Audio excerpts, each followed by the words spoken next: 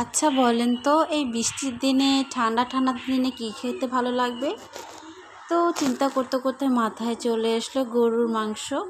So সেই ঠান্ডা দিনে আজকে রান্না করে ফেললাম গরুর মাংস। হাজব্যান্ডেরও একটা ইয়ে ছিল যে গরুর মাংস রান্না করে, সো বসে পড়লাম রান্না করতে। তাই ভিডিওটাই তোমাদের সাথে আজকে শেয়ার করব। রিমি ঝিমি ধারাতে চাই মন হারাত। ও সরি, আমি তো গান গাইতে এসি না, জাস্ট আপনাদের সাথে রান্নাটা শেয়ার করব কিভাবে রান্না করছি। হ্যালো গাইস, আসসালামু আলাইকুম। সবাই কেমন আছো? Welcome to my YouTube channel entertainment by Fatiha and Fatima. তো সবাই কেমন আছো? আমরা এখন তোমাদের সাথে শেয়ার করব যে কীভাবে আমরা গরু মাংসটা রান্না করছি। এই যে দেখতে পাচ্ছ, প্রথমে পেঁয়াজটাকে ভাজতে থাকবে, ভালোভাবে ভাজতে হবে, লালচে লালচে না হওয়া পর্যন্ত এটাকে নাড়ানো একটু করবো যে নিচে লেগে যায় কি না, ভালোভাবে একটু পেঁয়াজটা ভেঙে নিব। তারপর হালকা গরম পানি, অবশ্যই গরুর মাংসের মধ্যে যদি গরম পানি দেন তাড়াতাড়ি সেদ্ধ হয়ে যায়। তো একটু গরম পানি দেখতেই পাচ্ছ পরিমাণটা কতটুকু। তো যার যতটুকু পরিমাপ সেই অনুযায়ী আদা রসুনটা দিবেন। আর প্রথমে আদা দিয়ে নিচ্ছি, তারপর এখন আমি রসুনটা দিব। রসুনটা দিয়ে এখন ভালোভাবে নাড়াচাড়া করতে থাকবো, মশলাটা যাতে ভাজা হয়। প্রথমে মশলাটা ভেজে নিলে সুন্দর একটা স্মেল আসে, ঠিক আছে? সুন্দর একটা এখন হলুদ মরিচ মশলাগুলো আমি দিতে থাকবো, ঠিক আছে? দেখতে পাচ্ছ আসলে আমি ভিডিওটা স্পিড বাড়িয়ে দিয়েছি, তোমরা এটা বুঝে সুবিধাটা, কারণ এত বড় লং ভিডিও তো দেখাবোই না, আপনাদেরকে বুঝে শুনে এটা ইউজ করতে হবে।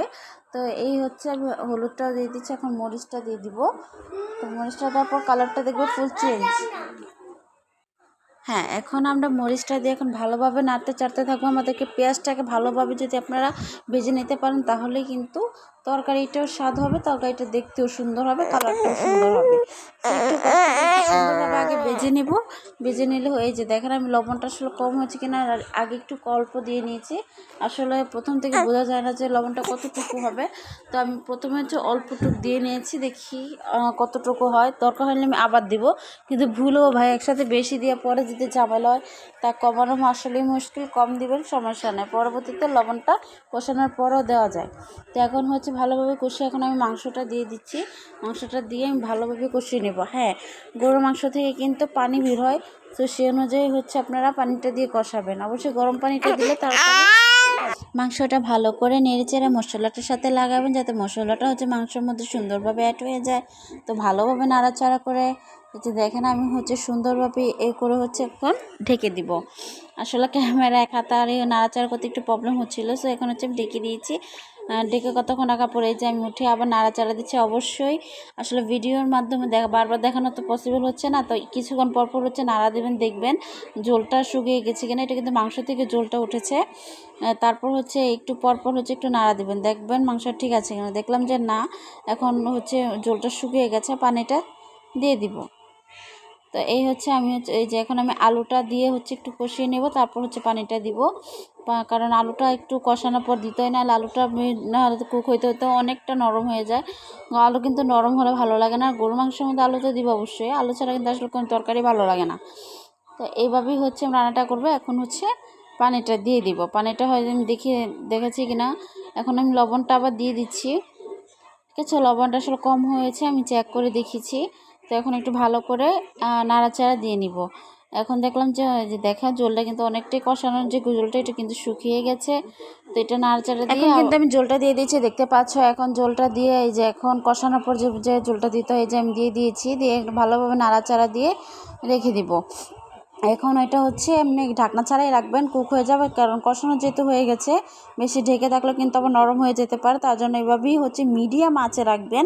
মিডিয়াম আঁচে রাখলে সুন্দরভাবে কুকটা হয়ে যাবে।